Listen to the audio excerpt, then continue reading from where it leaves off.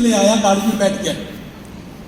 और मेरा एक ही सपना था, मैं 12 साल के बाद, मैंने 12 साल में सारे ट्रिप ला के दिखाए देंगे, 12 साल के बाद, 12 साल की उम्र में मैंने सपने देखा कि 50 साल के बाद मैं पैसे के लिए काम नहीं करूंगा, परंतु दुनिया को सिखाऊंगा पैसे कैसे कमाए जाते हैं। मैंने अपने सारे जीवन के ड्रीम को 6 साल से 12 साल की उम्र में कंप्लीट कर लिखा। उसके बाद बाकी सारा प्रोसेस था। God's plan, thanks God. मुझे जन्म देने वाले माँ बाप कोई और, मुझे पालने वाले माँ बाप कोई और, एक अनजान व्यक्ति ग्वालियर से मेरे अपलाइन सामने पहचाऊंगा, वो दोनों पति पत्नी को बुला लीजिए, मिस्टर डोलोरेस बाला सर दोनों आ जाए एक बार। एक अनजान व्यक्ति ने मुझे वेस्टिज का प्लान नहीं बताया, एक हाईली प्रोफाइल है, हाईली सक्सेसफुल इंसान है, उन्होंने मुझे अपॉर्चुनिटी दिया और आज आपके सामने हूँ। इस बात से परेशान हो कि तुम्हारे माँ बाप नहीं, कुछ परेशानी नहीं, एंजॉय किया मैंने लाइफ में, मैंने एंजॉय किया लाइफ में। पूरी खूंटी जानते, पूरी राशि जानते हैं। और एक ही बात बोलता था, जब मेरी शादी हुई, मेरी अरेंज मैरिज हुई और मैं शुरू से मुझे अपने जीवन में 3 गुरु मिले। जब मैं 10 साल या 9 साल का होगा, 2 व्यक्ति ने मेरे हाथ को देखे, उन्होंने बोला बेटा तेरे जीवन में इतनी परेशानियां, तुम बहुत पढ़ाई करना चाहता है लेकिन तुम पढ़ नहीं पाएगा क्योंकि तेरे जीवन में बहुत सारी समस्याएं। सेम डे दूसरे व्यक्ति ने मेरे हाथ को देखा और बोला बेटा तुम एक दिन इतना अमीर बनेगा, अपनी संपत्ति को लोगों में तू बांटेगा। उसके 1 सप्ताह बाद एक व्यक्ति फिर मेरे हाथ को देखा, बेटा तू 3 चीज से अपने आप को बचा ले, शराब और जुआ से तू बचा ले, एक दिन तू महान बन जाएगा। उसके बाद मेरा कोई मेंटर नहीं, कोई गाइडलाइन नहीं, कोई माता पिता नहीं, समाज में मैं किसी को नहीं पहचानता हूँ, अपने खानदान में किसी को नहीं जानते। उसके बावजूद भी हमने खुद को हर दुनिया की हर बुराई से बचा के रखा। Thanks God.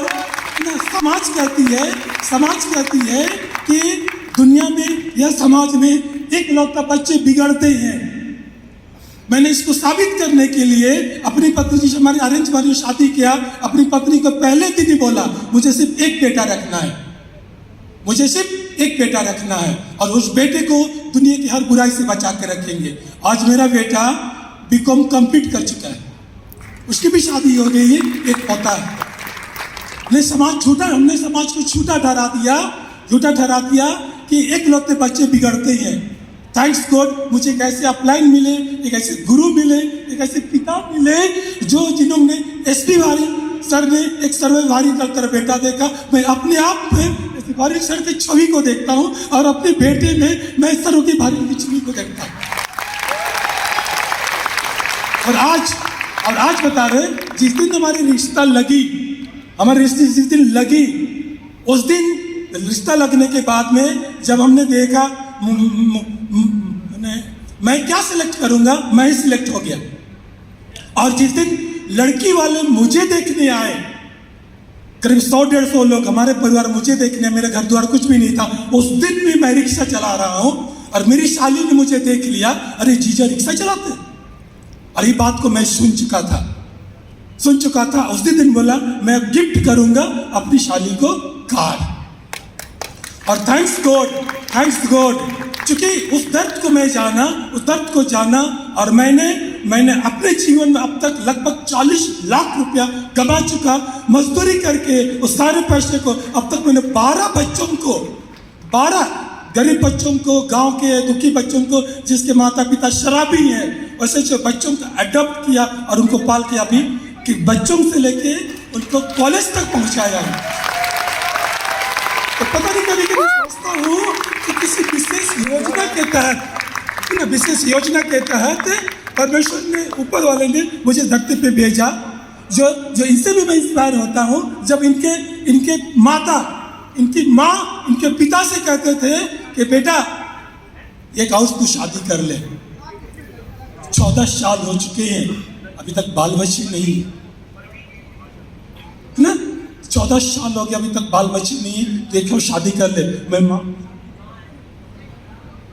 ऐसे अपने पति देव उनके पिता को कहते थे।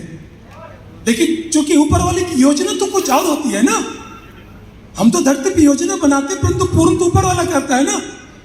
और आज इसका देखिए रिजल्ट, शायद 4 या 5 साल हो गए इनके पास भी, अभी तक कोई बच्चे नहीं है। I am right Sarvodaya? परंतु ये इनकी योजना में क्या है ये जानते हैं, परंतु ऊपर वाले की योजना में क्या है ना ये जानते, ना ये जानते, ना हम जानते हैं। तो वो तय करता है इस धरती पे कौन सा पर्पस लेकर ऊपर वाला हमको भेजता है, वो डिसाइड करना है। मैंने हर मोमेंट को एंजॉय किया और अपनी पत्नी को बोलता था, वो भी बता रहा हूं मैं, जब मैं 17 साल का था, जब कपड़े की फैक्ट्री में बैठता था, उस समय जिस कपड़े की फैक्ट्री में काम करता तो 5 लाख होता था। और एक बार मैंने भी सोचा कि मैं भी कपड़े की फैक्ट्री खोलूंगा। और हमने जिला उद्योग केंद्र रांची में चला गया और सारे को 1 लाख, 1.5 लाख, 2 लाख का भरे थे उस फॉर्म को, और मैं भरा था 1 करोड़ रुपया का। उस समय मेरी उम्र 17 साल की थी। इंटरव्यू देखने वाले ऊपर से नीचे मुझे ताकते हैं, क्या करेगा तू 1 करोड़ रुपया को? सर मेरे लिए भी कम है, ये मेरे लिए कम है। 1986-87 की बात बता रहा हूँ, और ये मेरे लिए कम है। आज तुमने जो सुना कि तुमने जो कहानी बनाई या जो तुम्हारी कहानी थी और जो फैक्ट था, उससे कुछ जिंदगी में बड़ा परिवर्तन आया? ये जैसे विनिंग टीम में आए या तो जैसे वेस्टेज ज्वाइन किए ना, थैंक्स गॉड, फर्स्ट मेरी मीटिंग जो फैमिली रियूनियन मेरे सर के साथ मैं चला गया, टोटली प्रोसेस चेंज हो गई और बिल्कुल मैं तैयार हो गया कि खूंटी का फर्स्ट DUCD दिसंबर 2023 में खड़ा कर दिखाऊं, चाहे दुनिया इधर से उधर हो जाए। Very nice. ऐसी कहानी, और इस कहानी की सुनो, माँ बाप पता नहीं जिनने पैदा करके कहीं और छोड़ दिया, आदमी कहानी बना के, स्टोरी बना के अपनी जिंदगी को बर्बाद कर सकता था, लेकिन इस व्यक्ति ने वो स्टोरी नहीं बनाई, उस स्टोरी में उलझा नहीं और अपने सपनों के पीछे चल पड़ा। अंत एक और इसी साल पता नहीं ईश्वर को क्या मंजूर था, इसी वर्ष मैं पत्नी को बोलता था, जब मैं शादी किया उसके बाद बोलता था, ध्यान दो एक दिन मेरा कारोबार पूरे विश्व में फैलेगा और कारोबार को तुम संभालोगी। और थैंक्स गॉड इसी साल, इसी फरवरी महीने में सरकार ने उद्योग खोलने के लाइसेंस दे दिया और पूंजी भी सरकार ने दे दी मुझे। आज दुकान को पत्नी संभालती है, जस्ट 2 महीना हुए हैं नई दुकान खोलने में। मेरा सपना कब का था? 1986 ईस्वी में। पूरा कब हुआ?